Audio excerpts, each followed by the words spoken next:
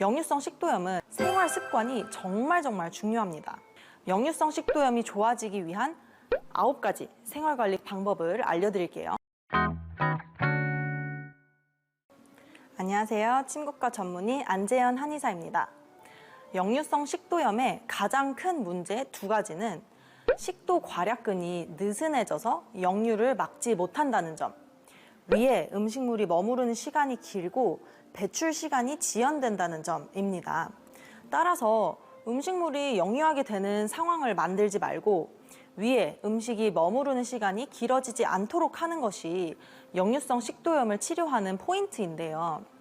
역류성 식도염은 치료뿐만 아니라 생활 습관이 정말 중요합니다. 역류성 식도염이 좋아지기 위한 9가지 생활관리 방법을 알려드릴게요. 첫 번째, 과체중이신 분들은 살을 빼셔야 합니다. 비만이 되면 늘어난 내장 지방 때문에 복부 압력이 증가하여서 위산이 잘 역류하게 됩니다. 비만이 아니신 분들은 복부의 압력을 증가시키는 보정 속옷의 착용이나 딱 붙는 스키니진, 딱 붙는 치마, 벨트를 꽉 조이는 행위를 피하셔야 합니다.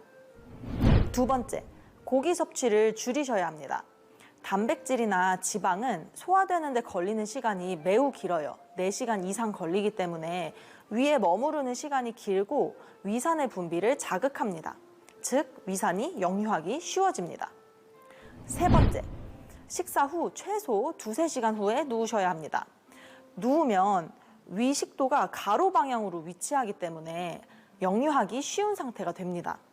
만약에 식후에 졸려서 주무시고 싶다면 누워서 주무시는 건 안 되고요. 소파 등받이에 기대서 앉은 자세로 주무셔야 합니다. 네 번째, 술 드시면 안 됩니다. 술을 마시면 긴장이 풀리는 경험 해보신 적 있으시죠? 술은 실제로 근육이 이완되도록 하는데요. 술은 식도의 괄약근을 느슨하게 만들고 위산 분비를 증가시켜서 역류성 식도염을 잘 일으킵니다. 또한 술은 염증을 가속화하는 경향이 있어서 이미 식도염이나 위염이 있으신 분들은 술을 드시면 점막의 염증이 가속화되게 됩니다. 예전에 술자리에서 선배들이 술로 소독하면 돼, 마셔 이랬었는데요. 아닙니다. 술로 소독되는 거 아닙니다. 다섯 번째, 야식 드시면 안 됩니다. 야식의 종류는 치킨, 족발, 튀김 등 고기 종류와 함께 술을 곁들여서 먹게 되죠. 고기, 술 모두 역류성 식도염에 안 좋은데 또 야식은 먹고 나면 바로 자게 되잖아요.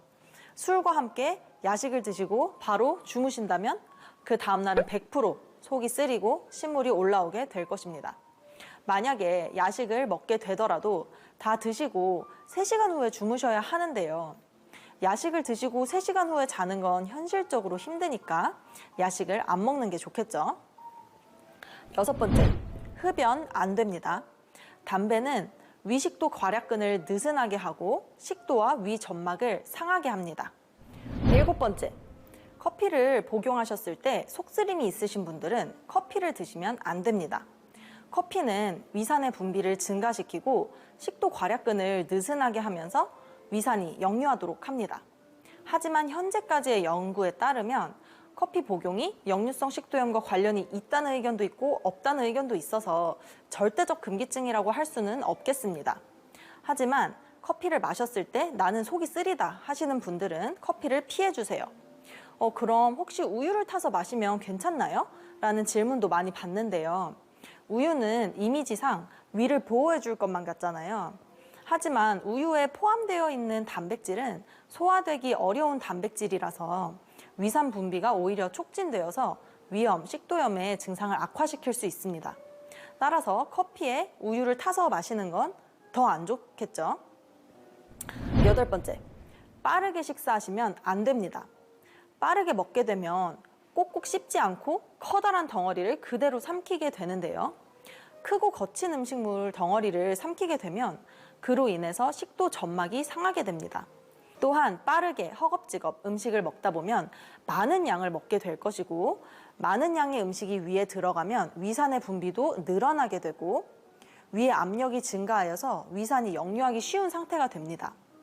음식물이 위에서 배출되는 속도는 생리학적으로 제한이 되어 있어요. 그래서 많은 양의 음식이 위에 들어가면 음식물이 위에 머무르는 시간이 길어지고 위 내용물이 식도로 역류해서 흘러 들어갈 위험이 증가합니다. 따라서 천천히 꼭꼭 씹어서 너무 배부르지 않을 정도로만 식사해 주세요. 9번째, 뜨거운 국물, 뜨거운 음식은 식도 점막을 상하게 할 수 있으므로 음식을 식혀서 드셔야 합니다.